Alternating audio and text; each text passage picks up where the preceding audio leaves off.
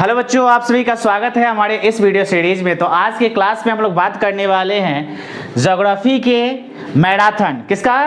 तो ऑब्जेक्टिव का मैराथन होने वाला है, जिसमें हम लोग चैप्टर नंबर 1 के पार्ट 2 यानी कि कल के क्लास में भी हमने क्या देखा था, ऑब्जेक्टिव का सीरीज देखा था, और आज भी ये हम लोग का पार्ट 2 रहने वाला है।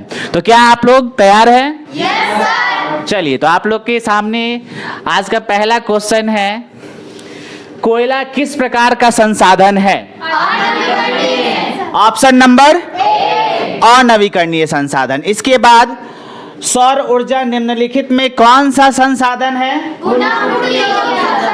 पुनः पूर्ति योग्य। यानी कि ये क्या हो जाएगा, नवीकरणीय या अनवीकरणीय? नवीकरणीय, यानी कि फिर से ये प्राप्त हो सकता है। इसके बाद आगे बात करें तो तट रेखा से कितने किलोमीटर क्षेत्र सीमा अपवर्जक आर्थिक क्षेत्र कहलाता है? ऑप्शन क्या हो जाएगा?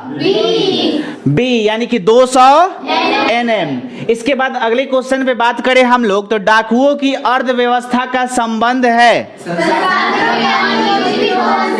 संसाधनों के अनियोजित।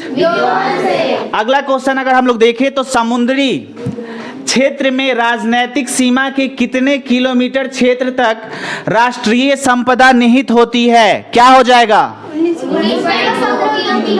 19.2 किलोमीटर। देखिए, इस चैप्टर का क्वेश्चन आंसर है संसाधन को परिभाषित करें, संभावी एवं संचित को संसाधन किसे कहते हैं? तो हम लोग इसको देख चुके हैं क्वेश्चन आंसर में, और आगे आने वाले वीडियो में हम लोग इसके क्वेश्चन आंसर को देखेंगे। आज हम लोग का ऑब्जेक्टिव सीरीज चल रहा है, तो ऑब्जेक्टिव सीरीज में हम लोग देखेंगे आगे। तो यहाँ पे आप लोग सबसे पहले बताइए, संसाधनों का जब वर्गीकरण करते हैं तो उत्पत्ति के आधार पर संसाधन कितने प्रकार के? 2 प्रकार के। कौन कौन सा? यानी कि जैव संसाधन और अजैव संसाधन। उसके बाद बात करें उपयोगिता के आधार पर 2 प्रकार के, नवीकरणीय संसाधन और स्वामित्व के आधार पर 4 प्रकार के। कितने प्रकार के? कौन कौन सा? व्यक्तिगत संसाधन, सामुदायिक संसाधन, राष्ट्रीय संसाधन और चलिए आगे चलते हैं। अब ऑब्जेक्टिव पे बात कर लेते हैं। तो यहाँ देखिए सभी का डेफिनेशन है, जो कि हम लोग अगले वाले क्लास में डिस्कस करेंगे। अब आगे का क्वेश्चन है कि पंजाब में भूमि निम्नीकरण का मुख्य कारण है अधिक सिंचाई। ऑप्शन नंबर डी, अधिक सिंचाई। उसके बाद सोपानी कृषि किस राज्य में प्रचलित है? उत्तराखंड में। Option number D. चलिए आगे चलते हैं। मरुस्थलीय मृदा का विस्तार निम्न में से कहाँ हुआ है?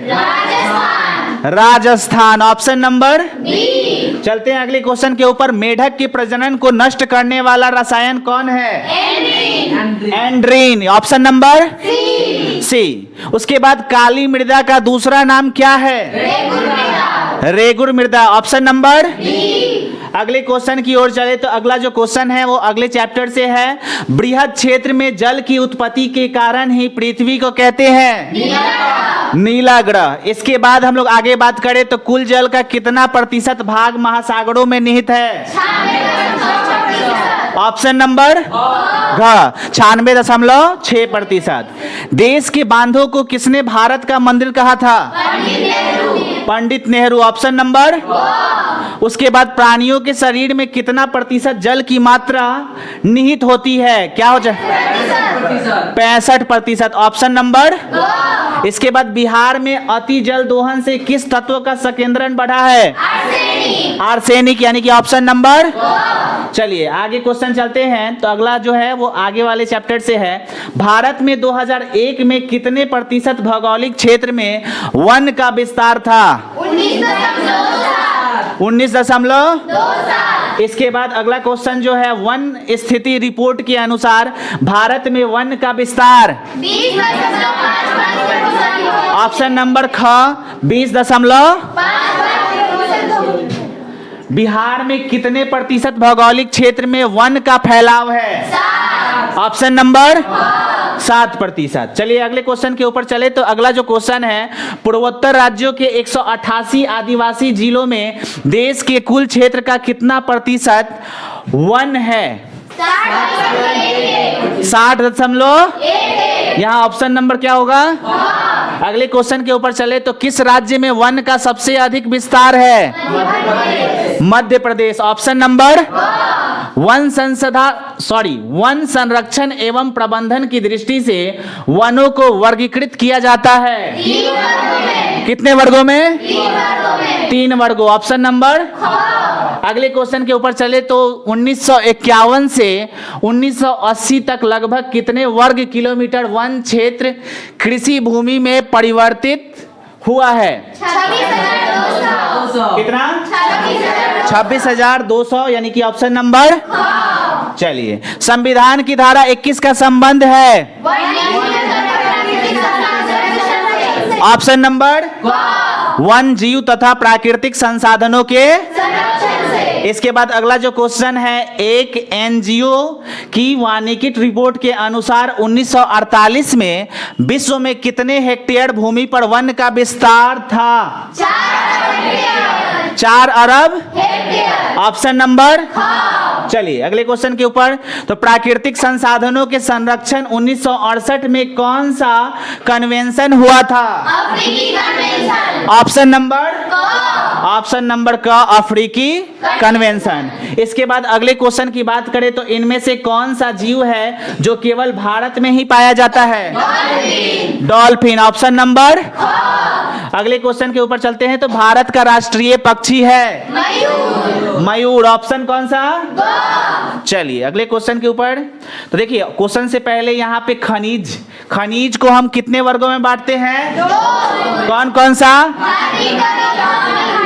धात्विक खनिज और फिर धात्विक खनिज को 2 वर्गों में बांटते हैं। कौन कौन सा? अधात्विक खनिज को कितने वर्गों में बांटते हैं? कौन कौन सा? कार्बनिक या ईंधन और अकार्बनिक खनिज। चलिए अब इस चैप्टर के ऑब्जेक्टिव को देख लेते हैं। उससे पहले भारत के लौह अयस्क के मुख्य तथ्य। यहाँ देखिए, लोहा का जो अयस्क होता है इसको कितने वर्गों में बांटा जाता है? कौन कौन सा? सबसे ज्यादा जो लोहा प्राप्त होता है वो किससे प्राप्त होता है? कितना प्रतिशत? 68%। मैग्नेटाइट से? लिमोनाइट से? अब देखिए, इसका जो उपनाम है, हेमेटाइट का उपनाम क्या है? मैग्नेटाइट का उपनाम क्या है? और लिमोनाइट का उपनाम जो है? इसके बाद देखिए यहाँ पे भंडारण के बारे में लिखा हुआ है, जो कि आगे हम लोग बात करेंगे जब क्वेश्चन आंसर करेंगे। चलिए तो अगला जो इस चैप्टर का क्वेश्चन है वो है, भारत में लगभग कितने खनिज पाए जाते हैं? 100 खनिज। Option number. आगे चलिए, इनमें से कौन लौह युक्त खनिज का उदाहरण है? मैग्नीज। ऑप्शन नंबर क। निम्नलिखित में कौन अधात्विक खनिज का उदाहरण है? अब्रक। Option number. चलिए आगे, किस खनिज को उद्योगों की जननी माना गया है? लोहा को। ऑप्शन नंबर ग। कौन लौह अयस्क का एक प्रकार है? हेमाटाइट। ऑप्शन नंबर ख। इसके बाद कौन भारत का सबसे बड़ा लौह उत्पादक राज्य है? कौन? कर्नाटक। Option number. चलिए आगे देखिए, छत्तीसगढ़ भारत का कितना प्रतिशत लौह अयस्क उत्पादन करता है? 20%, यानी कि ऑप्शन नंबर। चलिए आगे क्वेश्चन है, मैग्नीज उत्पादन में भारत का विश्व में क्या स्थान है? कौन सा? ऑप्शन नंबर ग, तृतीय। 1 टन इस्पात बनाने में कितने मैग्नीज का उपयोग होता है? 10 किलोग्राम। चलिए ऑप्शन नंबर। आगे देखिए, उड़ीसा किस खनिज का सबसे बड़ा उत्पादन है? मैग्नीज। Option number. चलिए अगला क्वेश्चन जो है, एल्युमिनिया बनाने के लिए किस खनिज की आवश्यकता पड़ती है? बॉक्साइट। Option number. आगे है, देश में तांबे का कुल भंडार कितना है? 125 करोड़। Option number. बिहार झारखंड में देश का कितना प्रतिशत अबड़क का उत्पादन होता है? 80%। Option number. आगे है सीमेंट उद्योग का सबसे प्रमुख कच्चा माल क्या है? चूना पत्थर, यानी कि ऑप्शन नंबर। चलिए आगे क्वेश्चन है, देखिए यहाँ पे आगे हम लोग चैप्टर में देखेंगे कि कोयले का भी वर्गीकरण किया गया है। कितने भागों में? 4 भागों में, एंथ्रासाइट, बिटुमिनस, लिग्नाइट और पीट। इसके बाद देखिए अगले चैप्टर का क्वेश्चन है कि किस राज्य में खनिज तेल का विशाल भंडार स्थित है? असम, यानी कि ऑप्शन नंबर। चलिए अगले क्वेश्चन के ऊपर देखते हैं। तो भारत के किस स्थान पर पहला परमाणु ऊर्जा केंद्र स्थापित किया गया था? Tarapur, option number. आगे जो क्वेश्चन है, कौन सा ऊर्जा स्रोत अनवीकरणीय है? कोयला, ग। आगे प्राथमिक ऊर्जा का उदाहरण नहीं है? विद्युत, यानी कि ख। आगे ऊर्जा का गैर पारंपरिक स्रोत कौन सा है? सौर ऊर्जा। देखेंगे आगे की क्वेश्चन आंसर में हम लोग बात करेंगे, जब इस चैप्टर का क्वेश्चन आंसर देखेंगे कि यहाँ पे पारंपरिक ऊर्जा स्रोत क्या होता है और गैर पारंपरिक ऊर्जा स्रोत क्या होता है। एग्जाम में कितने बार पूछ दिया है, ठीक है। आगे देखिए, गोंडवाना समूह के कोयले का निर्माण हुआ है 20 करोड़ वर्ष पूर्व, ऑप्शन नंबर। इसको याद रखिएगा, करोड़ वर्ष पूर्व, लाख मत लगाइएगा, क्योंकि 20 लाख भी है और 20 करोड़ भी है। आगे चलिए, भारत में कोयले का सर्व प्रमुख उत्पादक राज्य कौन सा है? झारखंड, यानी कि ऑप्शन नंबर ख। उसके बाद सर्वोत्तम कोयले का एक प्रकार है एंथ्रासाइट। कौन सा? ऑप्शन क। इसके बाद मुंबई हाई क्यों प्रसिद्ध है? खनिज तेल, यानी कि ऑप्शन नंबर ग। इसके बाद भारत का प्रथम तेल शोधक कारखाना कहाँ स्थित है? कहाँ? डिगबोई में या बरौनी में? डिगबोई में, ऑप्शन नंबर। चलिए, प्राकृतिक गैस किस खनिज के साथ पाया जाता है? Option number.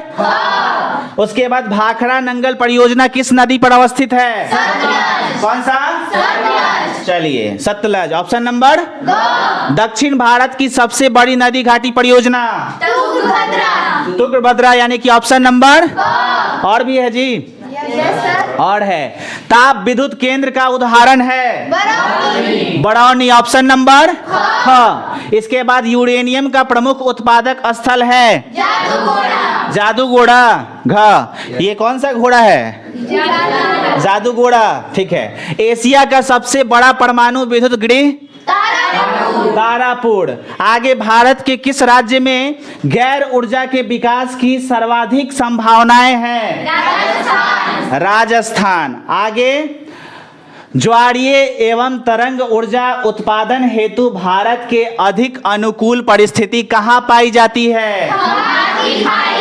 खंभात की खाड़ी में। किस खाड़ी में? खंभात की खाड़ी में। ठीक है, तो आज के लिए बस इतना ही। हम लोग का 1 चैप्टर का जो क ख ग घ अंग था, इसका हमने ऑब्जेक्टिव आज के क्लास में किया। अगर जो बच्चे ऑनलाइन जुड़े हैं तो उनको अगर ये वीडियो अच्छा लग रहा है तो वीडियो को दोस्तों तक शेयर करें और चैनल को सब्सक्राइब करें। वीडियो के साथ जुड़ने के लिए बहुत बहुत धन्यवाद।